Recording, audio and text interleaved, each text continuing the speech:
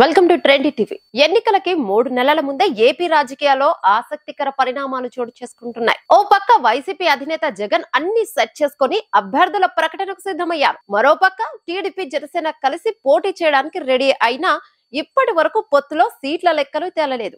ఇదే సమయంలో ఎవరికి వారే అన్నట్టు వ్యవహరిస్తున్నారు. వచ్చే ఎన్నికల్లో ఎలాగైనా గెలవాలని టీడీపీ అధినేత చంద్రబాబు ప్లాన్ చేస్తున్నారు. అయితే ఎలా గెలవాలి అనేది మాత్రం బాబుకి అర్థం కావడం లేదు.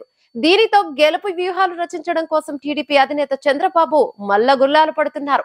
3 నెలల క్రితమే జనసేనతో పొత్తు పెట్టుకున్నారు. పవన్ సినీ గ్లామర్, ఆయన సామాజిక వర్గం అండతో గెలవచ్చు అని భావించారు. అయితే పవన్ పై నమ్మకం లేదో లేక తెలంగాణ ఎన్నికల్లో జనసేన బలం ఏంటో తెలిసిందో కానీ బాబు మరిన్ని దారులు వెతుక్కుంటున్నారు.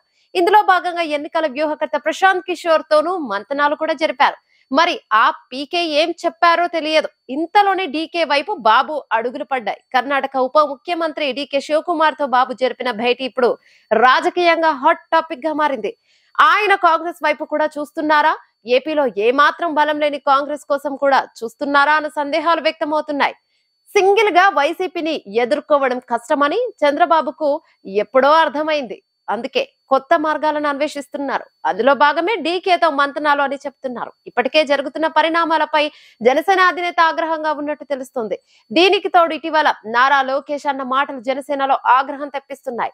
పవన్ కి సీఎం పదవి షేర్ చేయలేమని చెప్పిన మాటలపై జన సైనికులు ఆగ్రహంగా ఉన్నారు. అంతేకాక తమతో పొత్తు పెట్టుకుని ఇతరుల వైపు చూడటం తమని అవమానించడమే అని జనసేన అధినేత భావిస్తున్నట్టు వార్తలు వస్తున్నాయి. పవన్ వల్ల ఏమీ కాదని తేల్చేసిన చంద్రబాబు కాంగ్రెస్ తో జత కట్టడానికి రెడీ అవుతున్నారని కూడా వార్తలు రావడం జనసేన అధినేతని ఆలోచనలో పడేశాయి. కాంగ్రెస్ కి వ్యతిరేకంగా పుట్టిన తెలుగుదేశం గత తెలంగాణ అసెంబ్లీ ఎన్నికల్లో కాంగ్రెస్ తో జత కట్టినప్పుడే ప్రజలు తిరస్కరించారు. అయినా ఇప్పుడు మళ్లీ కాంగ్రెస్ తో దోస్తీకి రెడీ అవడంపై పవన్ కూడా ఆగ్రహంగానే ఉన్నట్లు తెలుస్తోంది. ఓ పక్క టీడీపీ అధినేత ఇంత చేస్తున్నా పవన్ మాత్రం ఎక్కడ స్పందించలేదు.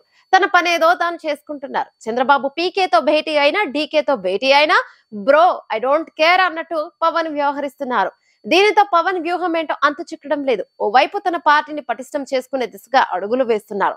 ఇప్పటికే చేరికలని ప్రోత్సహిస్తున్నారు. వైసీపీలో సీటు దక్కని వారిని చేర్చుకొని జనసేన బలపడుతుంది అని సంకేతాలు ఇస్తున్నారు. తనతో పొత్తు పెట్టుకుని పక్క చూపులు చూస్తున్న టీడీపీ అధినేతకు తన పవర్ చూపించాలని పవన్ సైలెంట్ గా తన పనేదో తాను దూసుకుపోతున్నట్టు తెలుస్తోంది.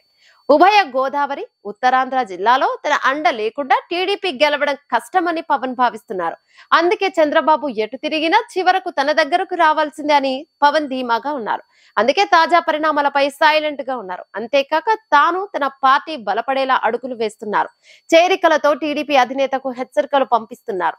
ఇదే సమయంలో తాను అసెంబ్లీ ఎన్నికవడంపై ఫోకస్ పెట్టినట్టు తెలుస్తుంది. భీమవరంలో పరిస్థితి ఏంటని జనసేన గెలిచే అవకాశాలపైన ఆరా తీశారు. మరోసారి భీమవరం నుంచి పోటీ చేస్తే గెలుస్తానా అనే లెక్కలు వేసుకుంటున్నారు. అలాగే పవన్ తాను పోటీ చేయడానికి 6 సీట్లను పరిశీలిస్తున్నట్టు తెలిసిందే. వీటిలో కాకినాడ సిటీ సీటును ప్రత్యేకంగా భావిస్తున్నారు. కాకినాడ సిటీకి సంబంధించిన పవన్ కళ్యాణ్ జరుపుతున్న సమీక్షల్లో కాకినాడ సిటీ నుంచి తాను పోటీ చేస్తే పరిస్థితి ఎలా ఉండబోతోందన్న అంశంపై పవన్ సమీక్ష చేసినట్టు తెలుస్తోంది. ఇప్పటికే Kakinada city YCP MLA Dwarampudi Chandrasekhar రెడ్డిని పవన్ టార్గెట్ చేశారు. అలా తన గెలుపు కోసం పవన్ చూస్తున్నారు. అయితే రాష్ట్ర స్థాయిలో పొత్తు తాము కోరే సీట్ల వంటి విషయాలపై పవన్ ఇప్పటికే సైలెంట్ గానే ఉన్నారు.